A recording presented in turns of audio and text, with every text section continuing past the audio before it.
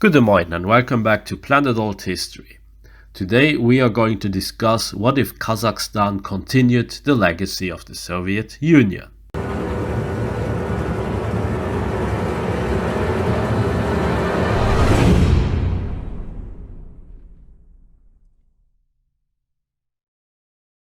Kazakhstan is a landlocked country in Central Asia. It is rich in resources, in beautiful landscapes, and also in mountains, and even lakes.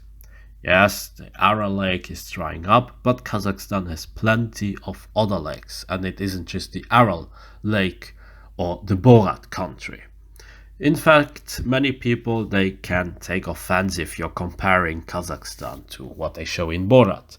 Yes, there are some people who will laugh with you for a while, but just don't overdo this joke and maybe think about other things or comments that you can say about Kazakhstan. I have been to Kazakhstan for a while, and I guess if you have watched my videos, you saw that I got a couple of interesting impressions of Kazakhstan. Remember when Kazakhstan at the uprising at the beginning of this year? Yeah, the CIS forces, they came really quick and the revolts, they were no more. After that, Kazakhstan just continued in a way with everything as they did before, but they also took a little bit more of distance towards the Russians. And then the contrary of the Kazakh system, we can find this contrarian system in Kyrgyzstan. Now, Kazakhstan is in a way more authoritarian, and you can still feel that people, they are free, yes. They will not just be taken immediately away, but they are very cautious about what they are telling you, especially if you're talking about certain issues. And it's also not really a democracy. I would also not call Kazakhstan a totalitarian system, but it is definitely authoritarian. And if you're challenging too much the position of the government, yes, it can become a problem. And then if you take Kyrgyzstan, for instance, you had a couple of presidents, they were just chased away from their country. One president even sits in the prison. Yeah, Kyrgyzstan really takes pride in their freedom and in their liberty. And now let's also compare this one funny fact. Kazakhstan was the last country to declare its independence from the Soviet Union. And that's why there's this joke which says that Kazakhstan basically was the whole Soviet Union for some time. But I was thinking, what if this wasn't a joke? What if all of that changed? What if Kazakhstan continued as the Soviet Union? First of all, we need a very good point of divergence in here. In OTL Nazarbayev, the first president of Kazakhstan, was promised to become second in charge within the Soviet Union, or vice president. Many politicians who later on became presidents in the former Soviet republics were part of the local Communist Party. Nazarbayev wasn't an exception to that. But seeing how everything went down, how the USSR collapsed and each country declared its independence, he would be given two choices: to declare independence or to continue as the USSR, potentially getting even more power. And let's say that in this timeline, the first Kazakh president, he would actually never become Kazakh president, but he would continue with the legacy of the Soviet Union. So let's think about this for a moment, and let's just think, why would someone like Nazarbayev do that in here? Well, that's very easy to say. He would be afraid of losing power. If he would declare independence, then chances are very high that perhaps, people would not like him because he was still part of the old Communist Party, and they would like perhaps to have someone new who was not in the Communist Party, right? Makes sense.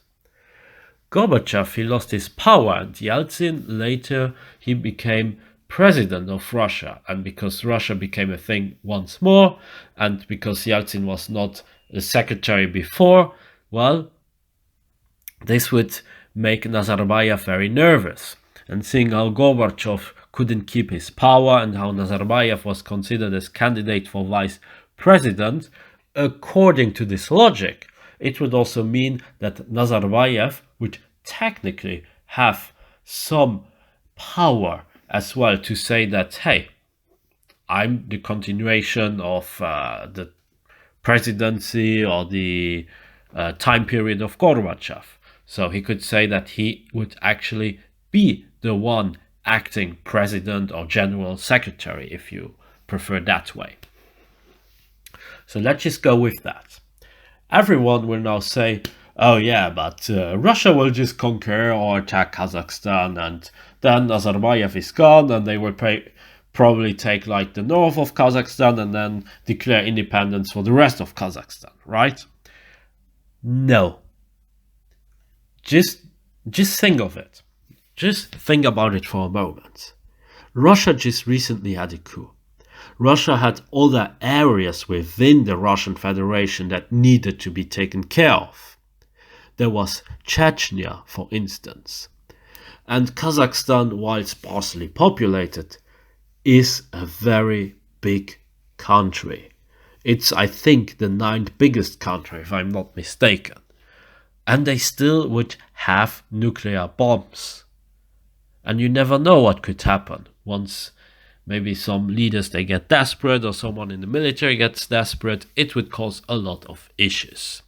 So Russian priorities, they would definitely not be to chase away the Soviets from Kazakhstan, but to keep the Russian Federation together. Moreover, China would not be interested in having Russia suddenly intervene in there, and also with the issues of the nuclear bombs, it would not really be interesting for China that something like that could happen. And even the US, despite Kazakhstan becoming the USSR, they would not like Russia suddenly regaining all these resources. They would somehow try to negotiate with the remnants of the Soviet Union and perhaps even getting some resources out of there. There would be an option for that, I'm sure. So this smaller Soviet Union, or the Soviet Republic of Kazakhstan, would be safe for some years. Kazakhstan would continue as the USSR in the UN and even the Security Council. But they wouldn't continue for a long time. And just like with the Republic of China and the People's Republic of China, the USSR would then be replaced by the Russian Federation. What else would change? Politically, many things they would change. While Yeltsin would still try to get some negotiations done with the Soviet Union would never become part of the CIS. Instead, they would tolerate the existence of the Russian Federation and the other former Soviet Union countries, but they would never truly recognize these independences. In Nazarbayev's mind, this state would just be temporarily, and Gorbachev, he was still the real leader, but due to the fact that Gorbachev, he cannot really fulfill his role, it is Nazarbayev who should rule from Moscow and not the illegal leader of Yeltsin. Many pro-communists, they would take refuge into Kazakhstan and escape in there, as well as people who would think that, especially early 90s Russia was very problematic and so on. They would also then think, if the Soviet Union still exists, maybe in there it's better. So let's try to go in Kazakhstan. It would not really increase the population by much, but it could still make a small difference. And Kazakhstan would be also then a little bit more mixed than in OTL. Nazarbayev would probably also not let other people escape from Kazakhstan, and thus we could also still have more Germans, Poles and other minorities in Soviet Kazakhstan. If Soviet Kazakhstan would play their cards right, only Kyrgyzstan may agree to remain or rejoin the Soviet Union, depending on how the time period would be. Kyrgyzstan in OTL is by far one of the most pro-Russian countries out there, and they are very close to their Kazakh relatives, even calling them brothers and sisters. If some arguments could be spinned in the correct way, Kyrgyz people would believe that independence would do more harm than good for them, and so they remain or rejoin the Soviet Union. Kyrgyzstan could then become something similar to Karakalpakstan in Uzbekistan, and they would be treated as an autonomous province. Relations with Belarus they would also be very good, as well as relations with Transnistria. Unfortunately, the influence of Soviet Kazakhstan wouldn't be that great.